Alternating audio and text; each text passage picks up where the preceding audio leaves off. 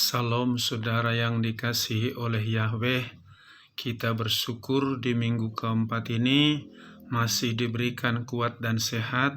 Kita mau dengarkan firman Yahweh, namun sebelumnya kita berdoa. Bapa dalam surga yang kami sembah dalam nama Yesus HaMasiah, hati kami penuh rasa syukur kepadamu atas anugerah-Mu, pertolongan-Mu, penjagaan-Mu dalam hidup kami sehingga kami ada sampai saat ini. Kami mau dengarkan firman-Mu, Roh Kudus urapi kami agar kami dikuatkan, diteguhkan menerima firman-Mu. Kami sambut firman-Mu dalam nama Yesus HaMasiah kami berdoa. Haleluya. Amin. Pada kesempatan ini sebuah firman yang terambil dari Kejadian pasal 5 ayat 21 sampai 24 yang berbunyi demikian. Dan Henokh hidup 65 tahun dan dia memperanakan Metusalah. Dan setelah memperanakan Metusalah, Henokh hidup bergaul dengan Elohim 300 tahun dan dia memperanakan anak-anak lelaki dan perempuan. Jadi seluruh umur Henokh adalah 365 tahun. Dan Henokh hidup bergaul dengan Elohim, kemudian dia tidak ada lagi karena Elohim telah mengangkatnya. Saudaraku, sejak manusia diciptakan oleh Yahweh, diciptakan segambar dengan Yahweh, secitra, artinya memiliki sifat seperti Yahweh. Namun itu tidak berlangsung lama di dalam diri Adam dan Hawa, karena Adam dan Hawa terperangkap dengan perangkap si iblis. Karena iblis sudah jatuh dari surga, dibuang dari surga, karena ingin menyamai Yahweh, maka dia ingin merusak manusia, selalu hidup di dalam keinginan mata, keangkuhan hidup, dan juga menuruti keinginan matanya sendiri. Maka kita lihat di sini bahwa Henokh dia bergaul dengan Yahweh 300 tahun dan setelah itu dia terangkat naik ke surga tanpa mengalami kematian. Hari ini saya berikan temanya, hiduplah dalam hidup baru. Sekali lagi, hiduplah dalam hidup baru. Karena kita keturunan dari Adam dan Hawa sudah hidup di dalam dosa dan menuruti keinginan daging, maka kehadiran Yeshua HaMasiah itu membawa pengaruh yang besar dalam diri manusia, supaya ketika kehadiran Yeshua HaMasiah itu datang dalam diri kita, kita menjadi baru, hal-hal yang lama, hal-hal yang buruk sudah ditanggalkan. Nah, mengapa kita harus menjadi hidup yang baru? Karena ini firman Yahweh dikatakan di dalam Ulangan pasal 32:9, lihatlah sekarang bahwa akulah dia, tidak ada Elohim lain kecuali aku membunuh dan aku membiarkan hidup, aku melukai, aku menyembuhkan, dan tidak seorang pun yang dapat melepaskan dari tanganku. Jadi kita tahu Yahweh ciptakan manusia sebenarnya untuk memuliakan Yahweh. Tetapi karena iblis tadi mempengaruhi manusia, maka hidup manusia dalam dosa. Nah, sekarang bagaimana caranya supaya kita bisa hidup di dalam hidup yang baru? Pertama-tama kita harus percaya dan menerima Yeshua HaMasiah dalam hati kita. Tanpa kehadiran Yeshua HaMasiah dalam diri kita, kita nggak mungkin bisa berubah. Di dalam Yohanes pasal 1 ayat 12, siapa yang percaya dan menerima dia, dijadikan menjadi anak Elohim.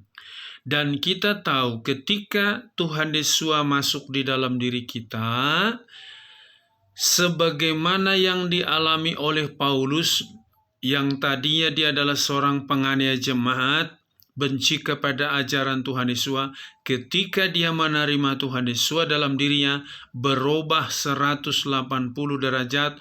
Tadinya benci kepada Tuhan Yesus, justru dia sangat mencintai Tuhan Yesus. Tadinya tingkah lakunya jahat, tetapi diubah menjadi tingkah laku yang benar. maka perlu kita percaya dan menerima Tuhan Yesus dalam hati kita supaya kita menjadi baru. Yang kedua, kita harus hidup tekun membaca, merenungkan, serta melakukan firman Yahweh. Dalam Mazmur pasal 1 ayat 1 sampai dengan 3, berbahagialah orang yang merenungkan Taurat Yahweh siang dan malam, apa yang diperbuatnya berhasil. Di dalam Mazmur pasal 119 ayat 105, bahwa firman-Mu itu pelita bagi kakiku dan terang bagi jalanku. Jadi kalau kita ingin menjadi hidup baru, hiduplah dalam firman Yahweh. Saudara ingat ketika Hawa digoda oleh ular, dia pakai firman Yahweh. Dan Hawa tidak bisa melawannya dengan firman Yahweh, maka dia gagal. Tetapi ketika Tuhan Yesus dicobai oleh si iblis juga, yaitu disuruh mengubah batu menjadi roti, Tuhan Yesus jawab dengan firman Yahweh. Sampai 3 kali iblis mencobai, 3 kali juga Tuhan Yesus menjawab dengan firman Yahweh, maka iblis kalah. Jadi kalau kita ingin menang, hidup dalam hidup yang baru, selalu berpatokan kepada firman Yahweh, bukan berpatokan kepada pandangan manusia, bukan berpatokan pada keinginan kita, sebab kalau itu kita lakukan, kita nggak mungkin menjadi hidup baru. Tapi kita mau belajar hidup baru ketika kita dengar firman Yahweh, renungkan dan praktekin, pasti hidup kita menjadi baru. Yang berikutnya, kita harus dipimpin Roh Kudus setiap saat, yaitu setiap hari. Bahwa di dalam Yohanes 14 ayat 26, aku memberikan penghibur, penolong, yaitu Roh Kudus, dan dia akan mengajarkan kamu segala sesuatu yang kuajarkan kepadamu. Ketika kita dipimpin Roh Kudus, maka hidup kita menjadi kudus, pasti hidup kita menjadi baru. Kenapa banyak orang tidak bisa hidup kudus? Karena dipimpin roh iblis, selalu melakukan hal-hal yang kotor, hal yang najis. Maka kehadiran Roh Kudus dalam diri kita menguduskan kita.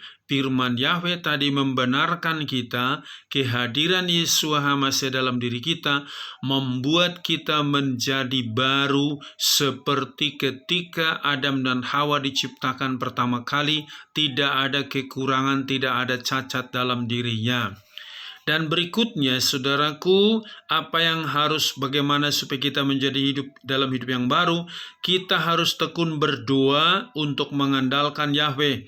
Kita ingat bahwa dalam Daniel pasal 6 ayat 10, Daniel berdoa 3 kali sehari, sekalipun sudah dilarang dia untuk berdoa, dia tetap berdoa, dan karena itu dia dimasukkan ke dalam gua singa, tetapi Daniel tidak bisa diterkam oleh singa karena singanya tertidur. Betapa pentingnya kita untuk tekun berdoa. Kita ingat juga bagaimana dalam Yeremia pasal 17 ayat 7 sampai 8, ya, diberkatilah orang yang mengandalkan Yahweh, dia seperti pohon yang ditanam di tepi aliran air dan menghasilkan buah pada musimnya.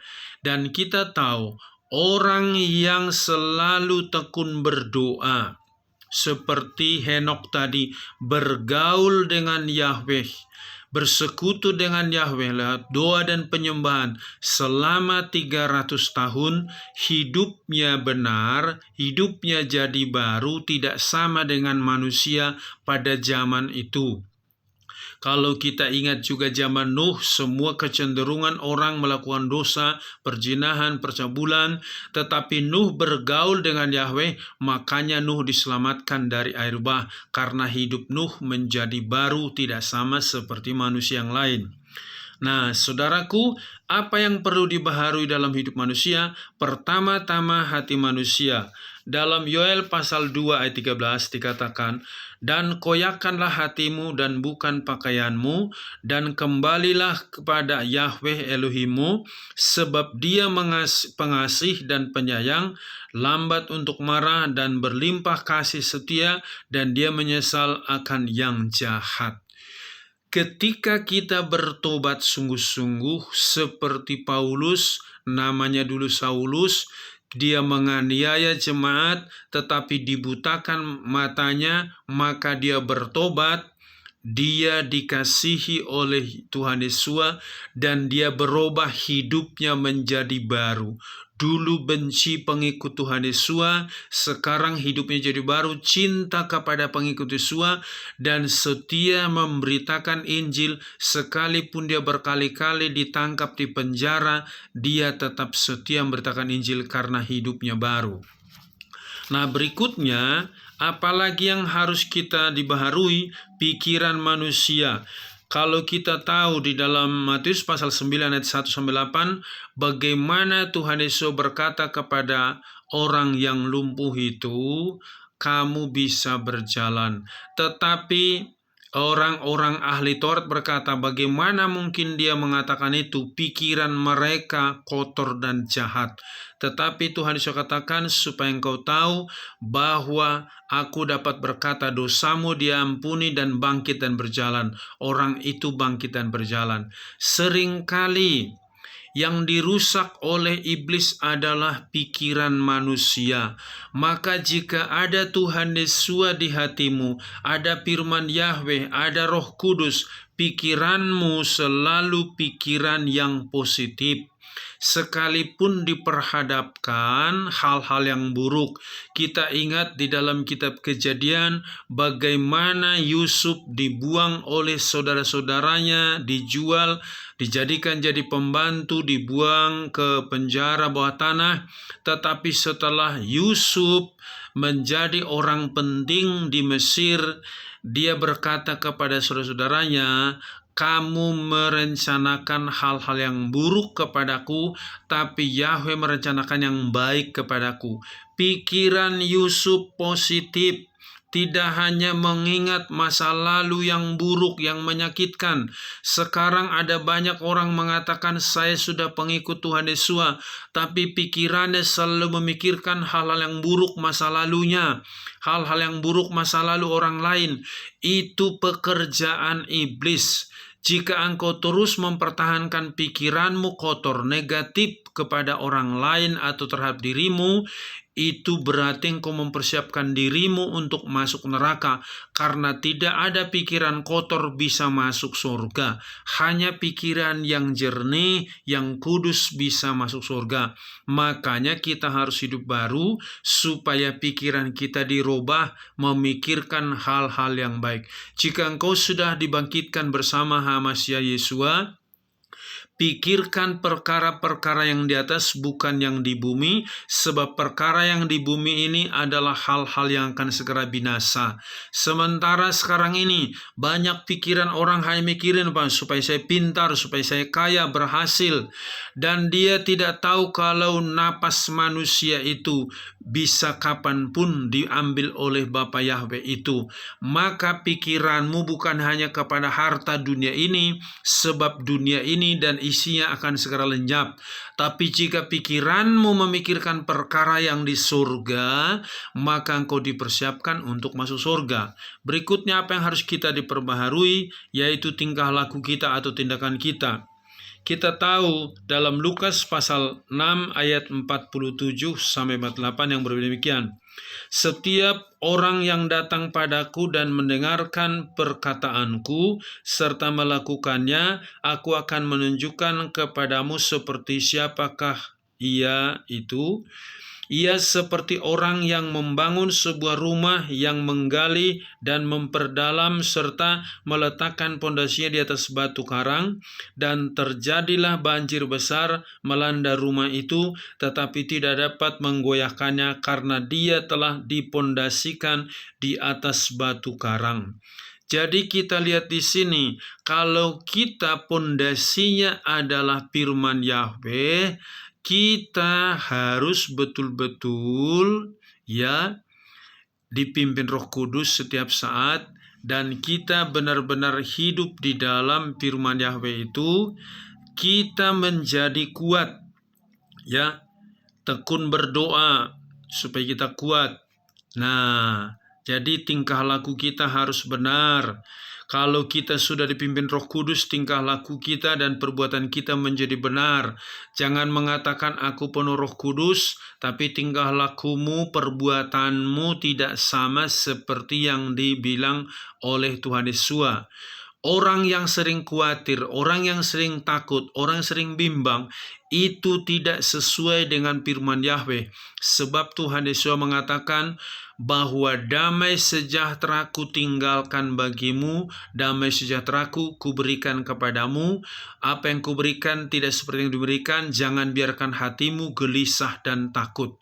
Jadi kita harus benar-benar bahwa tingkah laku kita itu yang berkenan di hadapan Tuhan Yesus, ya, sehingga orang melihat bagaimanapun situasi dunia kita selalu tenang, itu berarti orang melihat tingkah lakumu, engkau menjadi garam dan terang, menjadi saksi bagi orang-orang di sekelilingmu. Nah, sekarang apa ciri-ciri orang yang sudah hidup baru? Yang pertama-tama, ia selalu taat pada Yahweh dalam segala keadaan. Di dalam Daniel pasal 3 ayat 15-18, kita ingat Sadrak, Mesak, dan Abednego diancam harus dibakar hidup-hidup karena tidak mau menyembah patung yang didirikan Raja Nebukadnezar. Dan mereka ditawarkan kalau mau menyembah patung, mereka tidak dibakar. Tapi mereka mengatakan, ada Yahweh yang menolong kami tidak mau menyembah patung itu. Dan mereka betul-betul dibakar, dipanaskan 7 kali apinya, tetapi tidak terbakar. Karena mereka selalu taat pada Yahweh dalam segala keadaan apapun. Kita tahu, ya, dalam Amsal pasal 29 ayat 25, takut kepada manusia mendatangkan yang jerat, tetapi siapa yang percaya kepada Yahweh akan ditinggikan. Itu terbukti dalam diri Sadrak, Mesak, Abednego, sehingga mereka menjadi pemenang. Berikutnya, apa ciri-ciri orang yang sudah hidup dalam hidup baru? Ia siap mati demi mengikut Tuhan Yesus. Kita ingat dalam Kisah Rasul pasal 7 ayat 57 sampai dengan ayat 60. Para ahli Taurat menangkap Stefanus dan merajamnya dan membawa keluar kota, tetapi mereka mengancam, jangan lagi beritakan nama itu. Dia tetap memberitakan. Jadi kalau kita sudah hidup baru, kita nggak takut mati karena mengikut Tuhan Yesus, dan kita selalu memberitakan Injil. Sekalipun sudah dilarang, akhir zaman ini pemberitaan Injil harus diberitakan selebar-lebarnya, sebanyak-banyaknya, supaya sebelum Tuhan Yesus datang kedua kalinya, banyak orang bertobat. Dan sekarang kita lihat banyak orang bertobat dari latar belakang agama lain, mengikut Tuhan Yesus. Karena itu, besok lusa mungkin karena kita memberitakan Injil ditangkap, dianiaya, dipenjara. Jangan takut. Kalau engkau sudah hidup baru, tidak takut mati karena mengikut Tuhan Yesus. Sebab ingat, hidup itu hamasia, mati itu adalah untung, dijamin masuk surga. Berikutnya, apa ciri-ciri orang yang sudah hidup dalam hidup baru? Ia selalu mengampuni orang yang menganiaya dia. Kita ingat dalam Kisah Rasul pasal 7 ayat 60, ketika Stefanus sedang dirajam batu, dilempari batu, dia berdoa, Bapa, ampunilah mereka karena mereka tidak tahu apa yang mereka perbuat.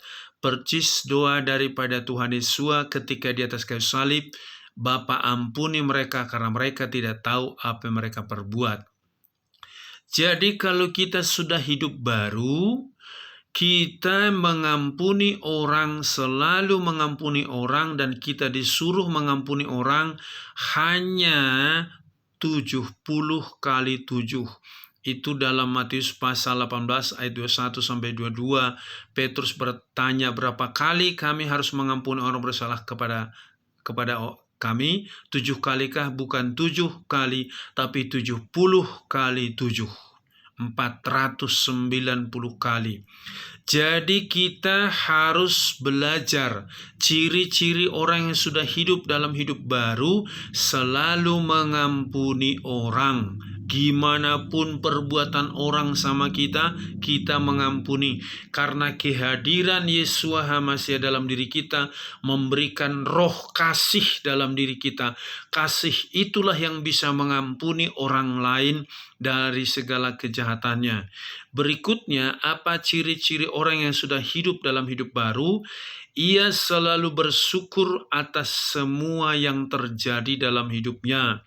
Seperti yang dia alami oleh Ayub di dalam Ayub pasal 1 ayat 20 sampai 22. Kalau kita ingat dari ayat 1 sampai dengan ayat 19, bagaimana Ayub orang saleh, orang jujur, kaya raya, 10 anaknya, tapi dalam satu hari semua hilang hartanya dan 10 anaknya mati.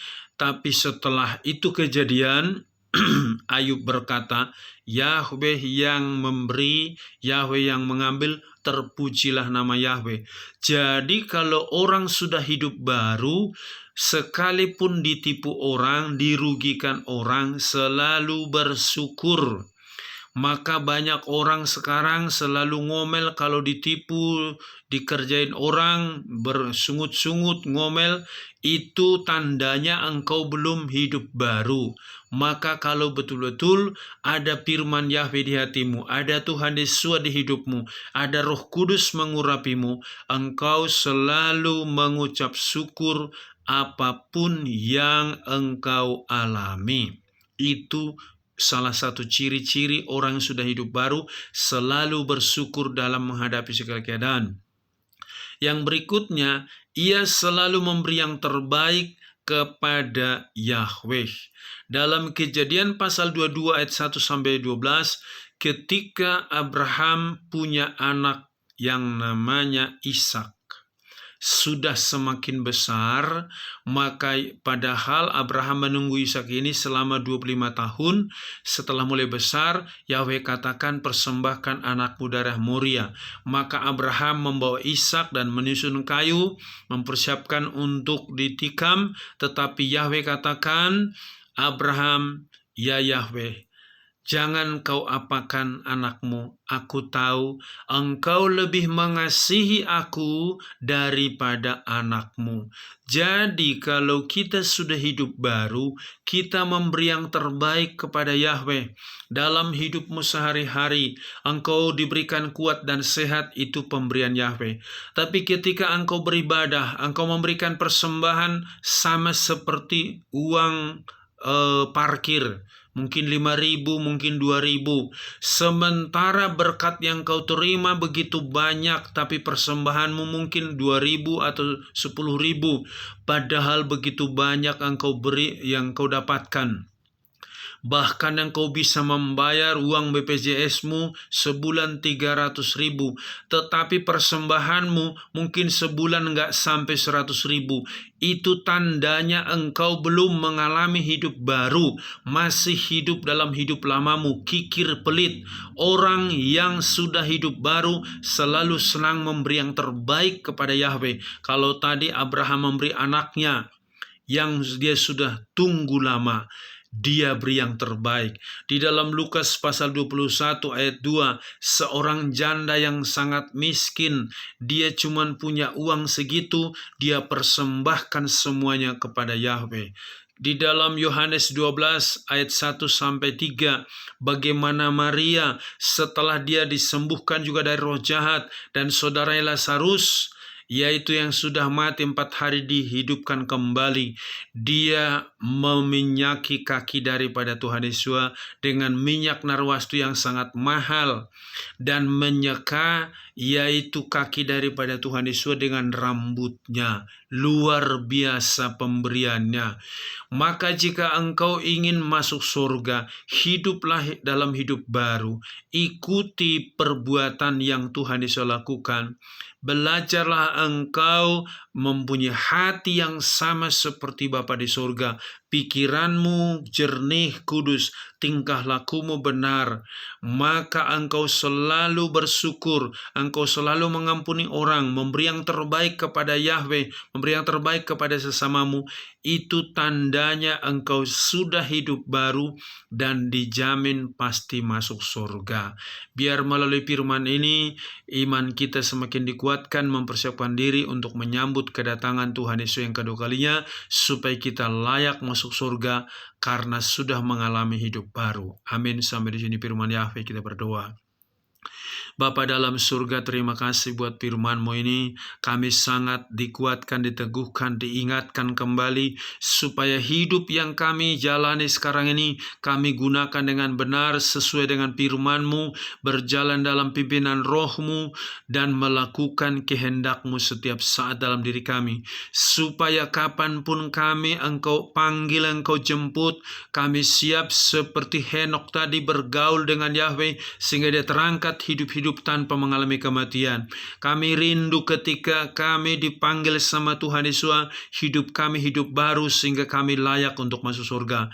Berkati bapak-bapak, ibu-ibu, remaja, pemuda, orang tua, kakek nenek, berkati semua.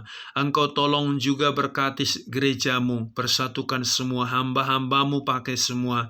Seluruh keadaan bangsa dan negara kami ini jagai Bapa. Terpuji-pujilah Engkau, di dalam nama Tuhan Yesus HaMashiach kami berdoa. Haleluya. Amin. Salam. Yahweh berkati.